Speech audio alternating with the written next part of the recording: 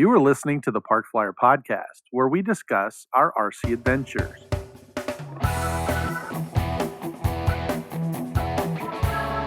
Welcome to the Park Flyer Podcast, where we discuss the ups and downs of the new RC Flyer. Join your hosts, Michael and Jay, as they take flight at the park. Now on with the show. Hey everybody, welcome to the Park Flyer Podcast. I'm Michael from Arizona, and with me today is... Shannon G and Mesa AZ. Yeah, we're missing a couple guys today, but it's all right. It's one of those weeks where everybody's kind of trying to... I know, right? Everybody's trying to get everything taken care of. But yeah, we just got back from Best in the West, the jet rally out in California. And so that was last weekend. Yeah, it was kind of sad, but it was a great time. We were able to kind of get out there, and so I think for this episode we'll chit chat a little bit about it. If you are a YouTube guy, or if you're on our website, you can go to parkflyerpodcast at gmail or parkflyerpodcast.com, or you can go to our YouTube channel. There is a photo of my Sparrow. And we're going to use that as the main photo for our podcast. But anyway, you'll have to go look at it, because when we get to that part of the story, we'll talk about that. But is it a laden or an unladen sparrow? It is African. Well, yeah. What are they? It's a laden swallow. There we go. A nice reference there. Well, so to bring everybody up to speed, we decided, Barry Hendricks and I decided that we were going to head out there, and we took some time off. And I actually lucked out. I got to trade out some work, and wound up with the whole week off. And that worked out in my favor. And so we actually left a little early. Normally we leave out on Thursday, and then we just fly, we get there late Thursday, and then we do Friday, Saturday, and we come home on Sunday. So we only do like a 2-day event. This particular time, we got there on Tuesday. So we were able to kind of set up with everybody, and our friends John and Charlotte, they have a little group, and we were able to kind of, pull the motorhome in with them and get everything kind of settled. And then we had a fairly decent spot. It was in kind of the back, but, Barry had gotten us a tent, and we were able to kind of park the trailer right in the back of the tent and unload. And so I basically took... I took my Sparrow, which was from Best in the West 2 years ago. That's where I got that one. But it's now done. And then I took my L39, the Baja Hobbies L39, both of which needed some attention. And because I was working before, I didn't get to kind of put that into place. So those came out of the trailer. Barry brought 3 aircraft. He brought his little Aerofoam L39, which is similar to what you have. He just has the turbine version. Mm-hmm. And then he brought his HAVOC, the big HAVOC, and then he bought he brought the BDXS, which is the newest version in the turbine world is this BDX. Okay. So it's basically a BDJ. Have you seen one of those? A little bullet, silver bullet. Mm-hmm. Well, they took that design, the tail section of that, and then they stretched it all out. Oh, okay. And they moved the wings forward and made it more of a swept wing. So the thing flies like it's on rails. They made a small version and then a bigger version. The big version is amazing. It's very floaty. It's kind of a sport jet. But it flies real well. And Barry got one that's in the Voodoo paint job. So it's green sweet. And purple and, checkerboard. So It looks like the Voodoo from Reno. And anyway, he brought all those, and we unloaded everything, got our tent all set up. And then basically he's started taking photos. So he was the official photographer for Best in the West as well. So he had all his camera gear and everything there, and some GoPro video, which I'm hoping to get a little bit of it from him, and we can kind of splice it in. But that'd be nice. But he did a good job, taking photos and getting pictures of all my planes and everybody else's planes. He's been sending them to me all week, so it's kind of cool to you sent me a few, so I get to see quite a bit of what's going on. Yeah. It's fun. But it was set up. The venue is pretty much the same. Everybody, kind of comes in. It's at Buttonwillow Hills, or actually it's in Elk Hills, airport, which is in Buttonwillow. The airport's just a daytime use, but they let us go out there and use it. It's like 3,800 feet, so it's a huge runway, and Hmm. they didn't resurface it, but they blacktopped it. Okay. So they filled in some of the cracks, and then they put the new blacktop on top of it. Yeah. Then they put new stripes on it, so it looked fresh, although it still had kind of those Yeah. cracks when they fill that in and stuff. Is Now, kind of does I anybody don't know. fly in while you're there, or is it closed while the event's going on, or how does So that work? normally it's closed. Barry had asked that same question. He's like, "Hey, can we fly an airplane in here? Because it's better than driving 9 hours." And they, or the way I think that was going to work is he's going to make me drive, and he was going to fly in. But anyway, uh, they did have someone this year that flew a little American Champion Scout, and he landed on the runway. But he came in really early in the morning, and they you just park you right on the side of the runway there. So you just kind of push your Yeah. airplane back. Um, I don't necessarily know. I mean, I don't know. This was kind of the first time we've seen that. So maybe in the coming years, people will start bringing their real skill out there, but there's no tie downs or anything. Oh. And sometimes the wind gets a little whippy out there. So I think if you brought anything that was lightweight, you'd have to kind of park it in the grass or do something to that matter. So I'm not real sure if that's a viable solution Get or anything, those but screw you in, never like know. those auger tie downs. You could do something like that. Yeah, they could probably do that. There's a little grassy area, but the hard part is that where you would normally tie the airplanes down is where everybody's parked and the Yeah. tents are. So you know, Well, I mean, if I wanted to bring yeah, like my de Havilland Caribou, I mean, we could set up in the Caribou, and have the car, and that's true. couple There you couple go. cars, couple airplane. Yeah. Just, that's what I was thinking for next time. Yeah, no, we could get Yeah. it. That would be perfect. Yeah. So, yeah, so anyway, we got the tent set up and then, got everything ready and my Sparrow needed, some readjustment in the Demon Cortex, and then it needed, the steering mechanism changed because my steering was acting in the same direction as the steering, and it's a gyro, so it should act opposite, right? And I Mhm. couldn't figure out how to get it into programming mode. I've been working on that thing here, trying to get ready for this for the last 2 months, and that thing was just giving me fits because you have to go back and forth, and get this thing to go into a program mode, and then you have to switch the modes. I could not get it into the programming mode. It just would not do it for me. And anyway, so the Global Jet Club guys were there, and so finally on Thursday afternoon, after we all got set up, I walked over and I said, "Hey, I got a problem with this thing." And the guy goes, "I'll be there in 2 seconds." And I was like, "Oh, perfect. He's going to help me out." So he walked over. He's like, "Where's the radio?" I said, "It's right here." He goes, "Bleep, bleep, bleep, ding, ding, ding, ding, boom, done." Took him literally like 30 seconds. I was just standing there. I Wow. go, "Dude, I have been I've been messing with this thing for 3 months now." Yeah. And he goes, "Yeah, you just have to wait till it gets finished uh spooling up, and then you go into the program mode." So what I was doing is when it powered up, I was trying to go back and forth, and it wasn't through the sequence yet. Oh, okay. So you have to let it go through the sequence because it says in the directions you have to do it within 1 minute of it turning on. So I would think, okay, if you have to do it within 1 minute, as soon as it comes on, you do it. But that's not necessarily the case. You have to wait 5 seconds for the lights to go out, and then you start the process. Gotcha. And then once you do it, it gets in program mode. He clicked the button and boom, it was done. So it took about 30 seconds for him to get that ready to go. And then we ran the Demon and found out that one of the servos was acting opposite. So like when this one went up, this one went down, and that was just a matter of relearning the whole thing. Because somewhere in there it got disconnected or it wasn't connected when we did it. So that was ready. It was ready for maiden flight, and we got everything ready, took it out to the flight line, and we flew it. Barry did the maiden on it, and because I told him, if he wanted to, he could.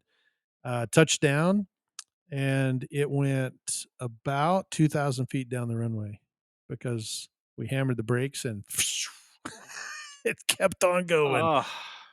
Yeah, so it was going Barry flew it and he touched down way faster, because we're trying to figure it out. We Mhm. knew this was a fast swept wing airplane, and he came in and and we touched down, and that thing just did not slow. There was like zero brakes on it.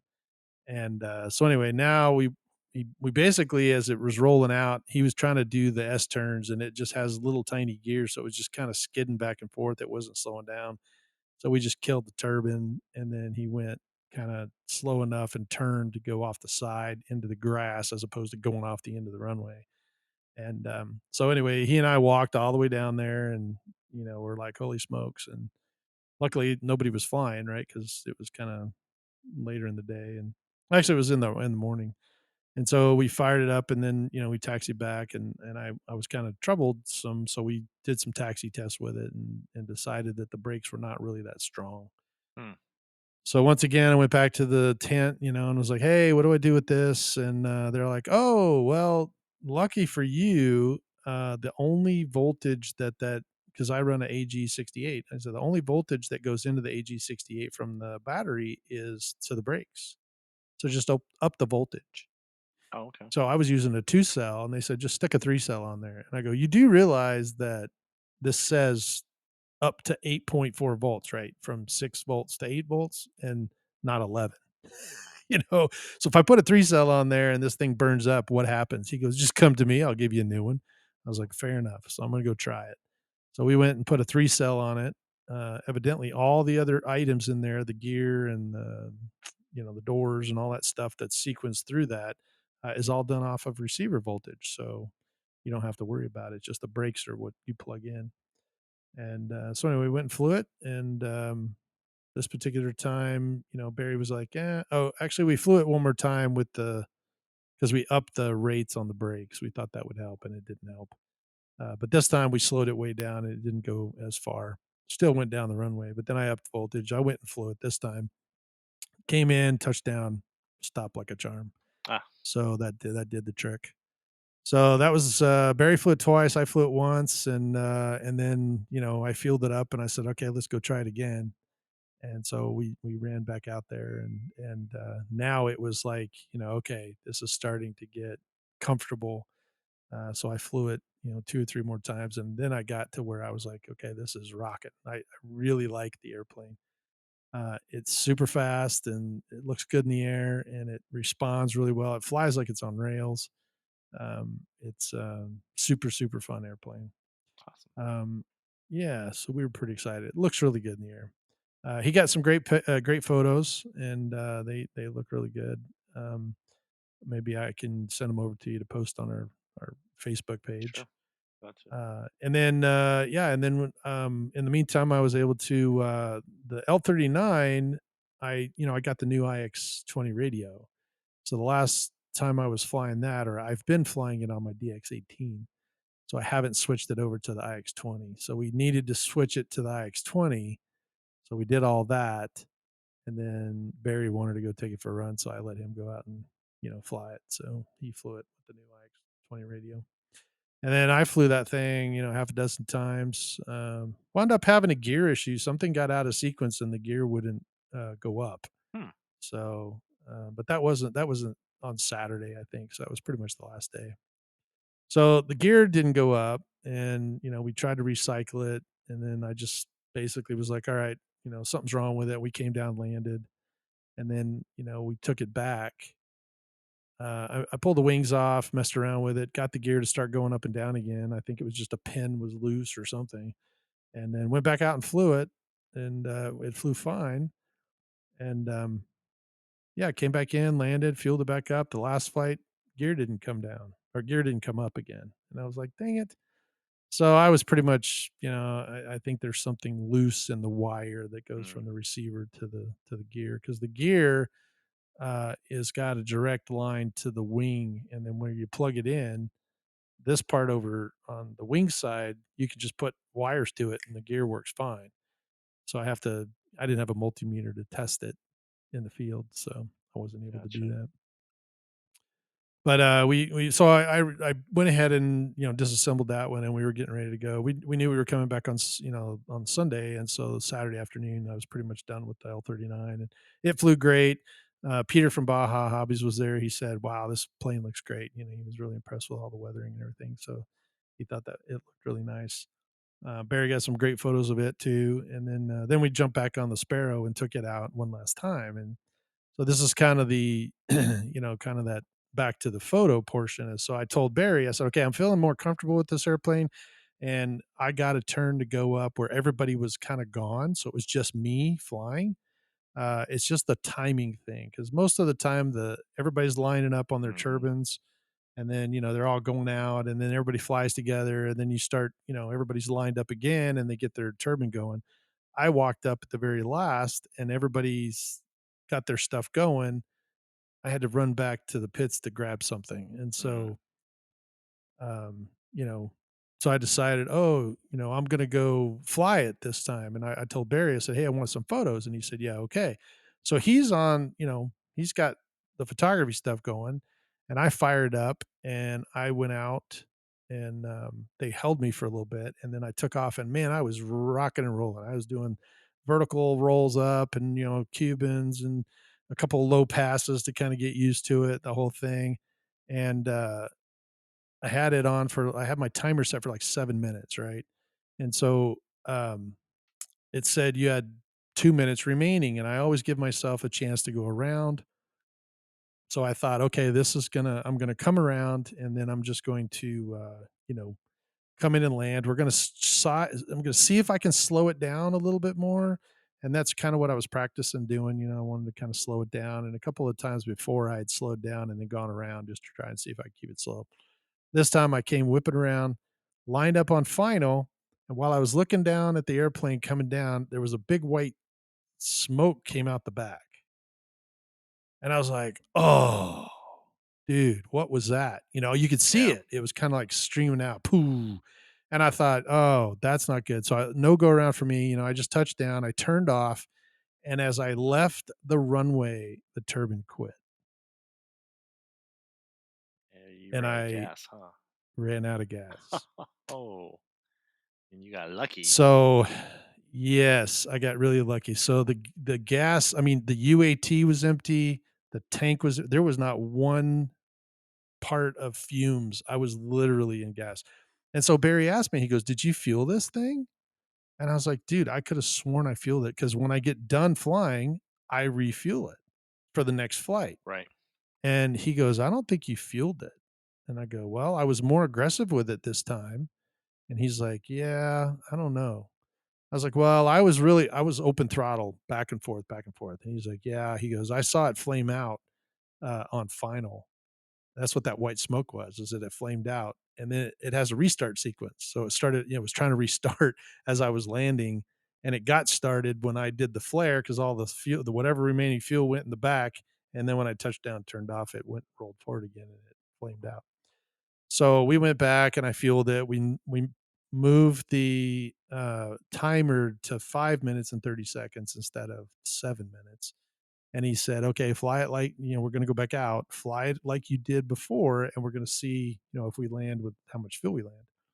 So because I had done some low passes and stuff, and now I've gotten more comfortable with it, then this time I went out there and I just was like, hammering on the throttle. So I was going up and going down. And once again, I got lucky and I went out there with nobody flying. They were waiting, actually, in this particular case, they were waiting for all of the Comp ARF team to get together so they could all fly together. So it worked out that I went out right as they were getting started. And so as I was finishing, they were all taxiing out. So there were 4 of those pilots all coming out with their Rebels, and I was finishing up. So I was doing, these low passes, and so all of the Rebels took off, and I'm coming through, and I told Barry's over there taking photos, and I told him, I said, "Hey, I'm going to come by in a real low pass, and I want to be below all these Rebels as they're up doing 3D stuff with their Rebels." So I came down and I basically went down they're not supposed to go down the runway. You're supposed to go like right off the grass, kind of like at the Electric Festival. Do your Outer low edge. pass stuff on the outer Yeah. edge. And so, it's a bigger runway. And so I come ripping down there, and, I kind of kind of flew down and leveled off. And then I did a full throttle. That thing has to be doing well into the 190 miles an hour.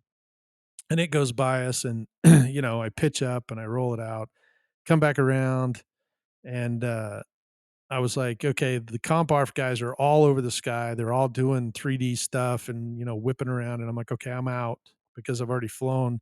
I had about a minute left and I thought, okay, I don't want to run out of gas. So I come down, and in the meantime, as I'm getting set up, I hear Barry running over there. And Barry goes, dude, you were in the weeds. And I'm like, yes, I know. Because I came down and he goes, no, you were literally In in the the weeds. weeds. And I'm like, yeah, I that was the whole point of the low pass. He's like, uh-huh. So I touch down, turn off, shut the turbine down. By the way, I have plenty of gas. I have over half tanks, so obviously I didn't fuel Yeah. it when I get there. So I was incredibly lucky. And he points the camera at me, and I look through the actual viewfinder, and my airplane is lower than the weeds. And you were in the weeds. I was literally went through this big You were patch of one with the weeds. weeds. I was one with the weeds, and I was just looking at the picture, and I'm like, "Holy cow!" And he's like, "Yeah, dude, look at your airplane." And I turn around, and the whole leading edge is all green from the weeds whack where it was whacking it. There's weeds up on the nose where they, because it's like the little, I don't know, it's a desert flower or Yeah. whatever it is. And so it was all on the nose, it was on the wings, it was on the tail, and if you look at this picture, by the way, the picture is going to be in Jet International, so hopefully that'll be published. But I'm literally, if my landing gear would have been down, I would have been rolling down the runway. Oh wow. That's how That's that's how how low I low. was. I was Jeez. probably a good 4 to 6 inches off the ground. Now I did not it's old man perception. I didn't really think I was that low Yeah. because I was really moving. But he's like, yeah, dude, you came in. And I was like, whoa, because he's taking pictures. And Yeah. he was like, holy smokes, you kind of swooped down and leveled off. You were really low. And I was like, oh, that could have been devastating. So anyway, I had a blast. I decided that luck was with me and I did not destroy my airplane. And that was the last flight on Saturday. There you So go. I went ahead and put it in the trailer and said, it's good to know. But I did have to spend about 20 minutes cleaning all of the bug smashing, all the weed smashed off of it. So, Yeah. so anyway, the only other thing that happened, well, it was a big thing that happened was Barry's HAVOC. Poor guy. I felt so bad. He flew, the BDX was great. That thing was really ripping around. It's super fast and it flies like it's on rails. But he was flying the HAVOC pretty regular, and he's got the big HAVOC, the big, supersized one, and it's in the Navy scheme with the sunburst tail. Mhm. You may have Sundowners. seen it. Sundowners. Yeah. Yeah, yeah, yeah. And anyway, he went out. He had been flying it all morning, and this was Saturday, I guess. Saturday morning, Saturday afternoon, and I had just finished flying, and he's like, "Hey, I'm going to fly the HAVOC," and I think this may have been why I didn't fuel it because he wanted to go right away, and so I pushed my airplane off to the side, and then I ran back over to grab him. And in hindsight, I think that was what caused me not, Then I was like, "Oh, let's go fly," and Yeah. I just pushed it back out, thinking that I always fuel it, and this was something different. So we went back over, and he started his airplane, and it did a cold start. It never fired off. So it just sat there spinning. And, we were kind of, I was looking at him, I was like, well, that thing didn't fire off. And he had already put the lid and everything on it. And he's like, yeah, it did. And I said, no, that's the guy behind us. Yours is still turning. And so he stuck his hand back there, cause you can put your hand behind there. There's there's air, but it's not hot air. Right.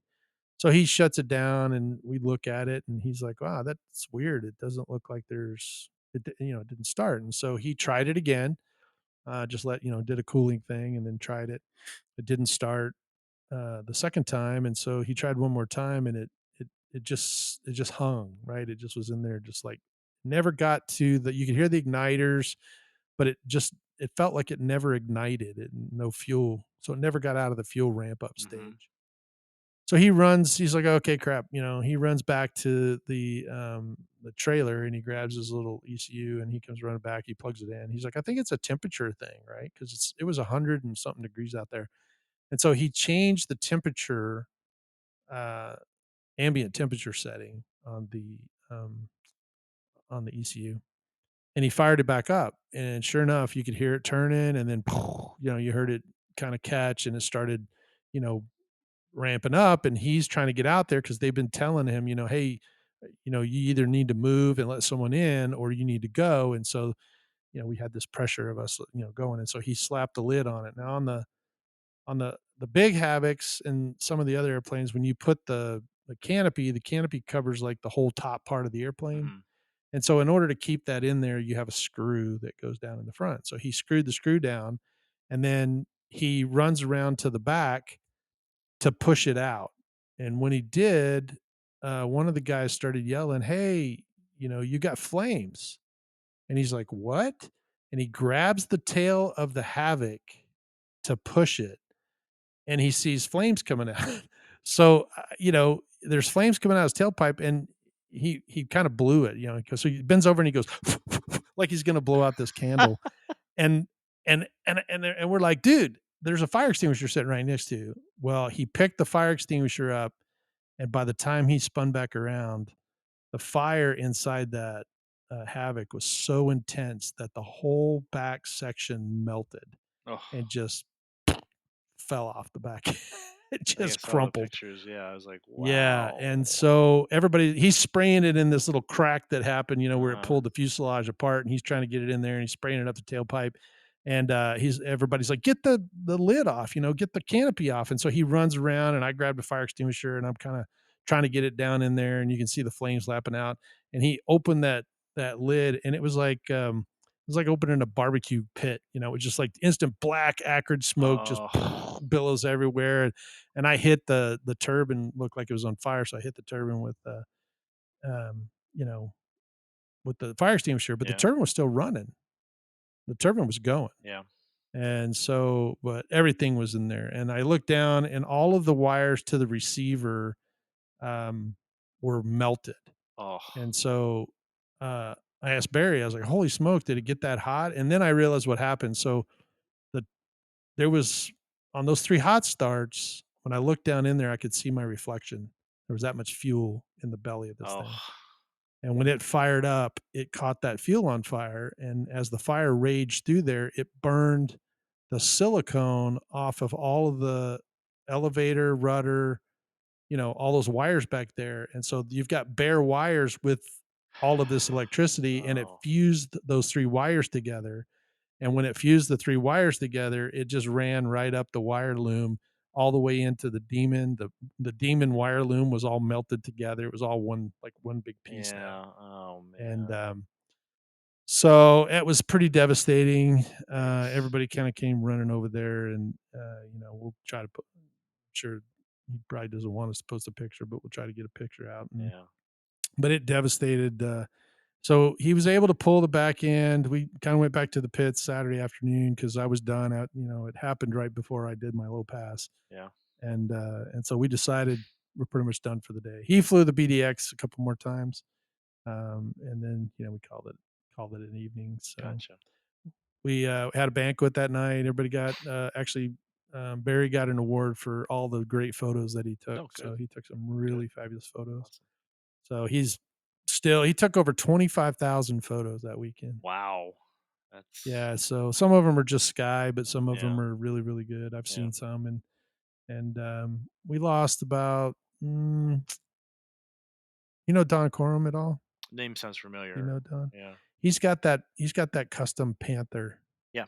like that one of a kind Mm-hmm. Panther. Did that went Yeah, in? it did. Yeah, because that Sure was did. at the thing up at With the SVF. jet Yeah. yeah.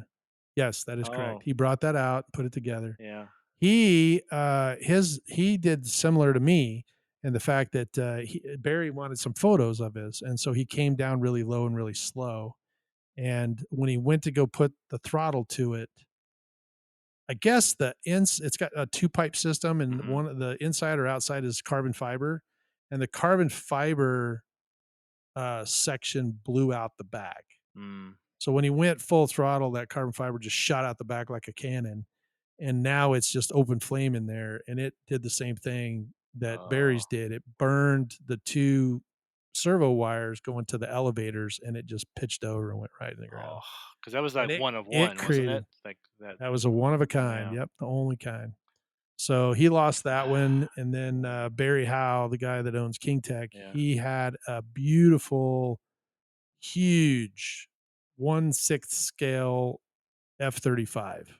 Yep. And that thing, he was maidening it, and we were standing there for the maiden, and we were actually on the flight line because Barry was flying. And so we went out there. Barry landed because they called, "Hey, we've got a problem with the F-35." And so he was trying to get it. It wasn't responding. Something wasn't right. And they threw the gear out, and they went to go turn base to final and lost it. He had no control. And that thing went into big fireball on that too, And because then, it was still full of gas. yeah. I mean, I was, literally 2 times around and something was wrong. Yeah. And there was a So midair with our friend Victor. there was a midair with Victor. Yeah. Yeah. And unfortunately he had an F-86 and it met up. And this is one of those weird things. You could fly all day without hitting each other. You could try to hit each other and Yeah. never hit each other. Yeah. And Victor was at the farthest end. I mean, he literally was staying out of everybody's way and was coming, turning base and then come final, and he was gonna, come down the final, and a guy turned in and hit him. And so his airplane is literally at the end of the runway. Yeah. And we actually rode our bikes down there and looked at it because it was just, parts everywhere. Yeah. But it burned both. They married, and when they hit together, and it burned both of them Oh. up. So it was very unfortunate. And then Saturday afternoon, Barry Howe put his 1/6 F-16 in as well. The same thing. He either ran out of gas or something happened, Yep. and it went It in can a happen big to ball of anybody, flames. even the guys with the big bucks and the Yeah, it planes. does. It happens, unfortunately. But that was about it. We lucked out. Other than Barry's little incident, we came home. Most of our airplanes flew great. And we all understand that in RC world everything has an expiration date. Mhm. So we do know that it's coming. But Yep. but it was a great weekend, and we'll try to get some photos out. But it's Yeah, it was a fun time. I've been meaning to go to We the had thing a for years and years. There's a lot of the guys I know, James and Ralph, and of course you Yep, they guys. were all there. Yeah, Yeah. Victor, and it's gotta go. So hopefully Well, next you'll year. definitely have to come out with us. Yeah. Yeah, Oh, yeah. we're definitely gonna do it again. So it's definitely fun. And John and Charlotte put on great appetizer dinners kind of thing for us. It was really, really Yep. nice, and everybody had a great time. Awesome. So it was fun. Words Banquet was great. I didn't wind up coming home with anything. There wasn't really. Oh, I take that back. BVM was there, so I brought a bunch of BVM, epoxy and some Gotcha. tanks and that kind of thing home. But Yeah. I didn't bring any airplanes. So Well, that's a good thing, I probably. skated Yeah, out. It is a good thing because there were 3 of them, and I bid on 3, but I just got to the point where I wasn't willing to go over a number. I was like, Yeah. okay, I've brought this much, and if it goes over that, it just wasn't meant to be, right? So. But anyway, next in line is the Electric Festival coming up. But this, I guess, you competed in the Scale Masters last weekend. Yeah. Just this last We'll. weekend. I guess we'll talk about next time, won't we? Yeah, we're kind of out of Yeah. time, but yeah, we'll talk about We'll that. leave it on a cliffhanger. There you go. And the other thing too, if you're on our YouTube channel, you can see the big Cessna in the back. That now that Best in the West is over, I have started looking into that one, and so hopefully Yep. I'll have that ready for the Electric Yep. Festival in We'll have a February. little So powwow to get together and work on that. So. yes, yeah, I'm definitely going to have you over, and we'll have to do that. So. All right, excellent. Well, we are out of time, but thank you for joining us for our Best in the West review. Listening to all of our stories. I feel like I told the whole story, but I guess that's how it goes. Hopefully next week, or actually in 2 weeks, we'll have Jay back with us, and we'll see where AK Mike is. He's been doing some stuff this summer. But Shannon, thank you so much. We appreciate glad to be here participation in this as well. Add a little color to it. Yeah. We will.